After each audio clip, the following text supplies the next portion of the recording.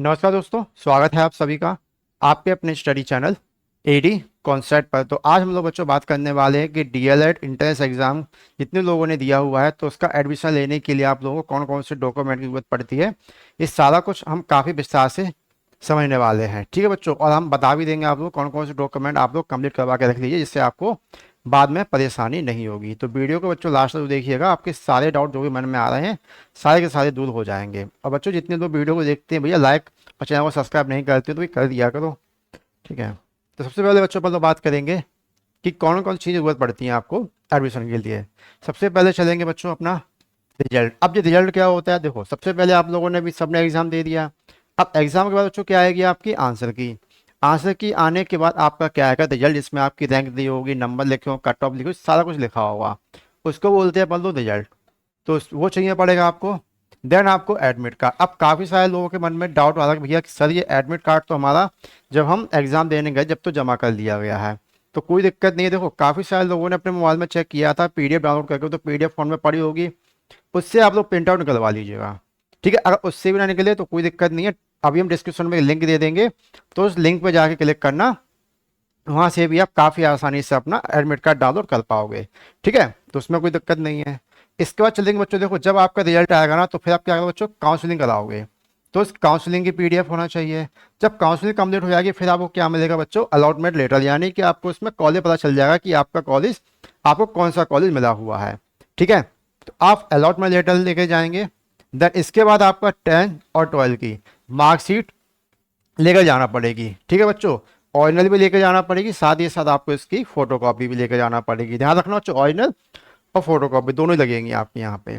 अगर आप लोग ग्रेजुएशन करने के बाद डीएलएड कर रहे हो तो ग्रेजुएशन का भी सेम वही मास्टर लेकर जाना पड़ेगी, सर्टिफिकेट वही सब। इसके बाद बच्चों सबसे ज़्यादा इंपॉर्टेंट आपका आता है सीएलसी और टीसी। बच्चों अगर आपके पास ये ओरिजिनल नहीं होगा, दोनों में से कोई एक, तब तक आप एडमिशन नहीं ले पाओगे। ठीक है, ध्यान रखिए बच्चों इस चीज़ का, अगर आपके पास ये ओरिजिनल नहीं होगा तो आप एडमिशन नहीं ले पाओगे। ये आपको ओरिजिनल किसी ना किसी हाथ में चाहिए। अगर आपके पास सीएलसी है तो, टीसी है तो, आपको एक चाहिए पड़ेगा इसके लिए। इसके बाद चलेंगे बच्चों कास्ट सर्टिफिकेट। जो भी आप जिस कास्ट से बिलोंग करते हैं तो आपका वो कास्ट सर्टिफिकेट होना चाहिए, हिंदी में से कहते हैं जाति प्रमाण पत्र, और डोमिसाइल सर्टिफिकेट यानी कि निवास प्रमाण पत्र।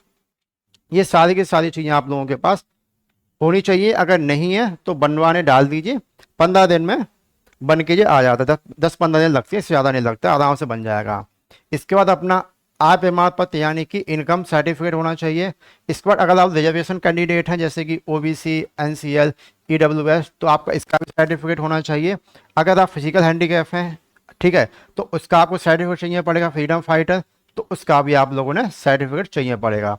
ठीक, अगर आपने इस पर क्लिक किया हुआ है तो आपको इन दोनों का सर्टिफिकेट चाहिए पड़ेगा। ठीक है, इसके बाद आपका आधार कार्ड, देन फोटो लगभग बच्चों आप लोगों के पास 5 फोटो कम से कम होनी चाहिए, 5 फोटो आपको चाहिए हैं।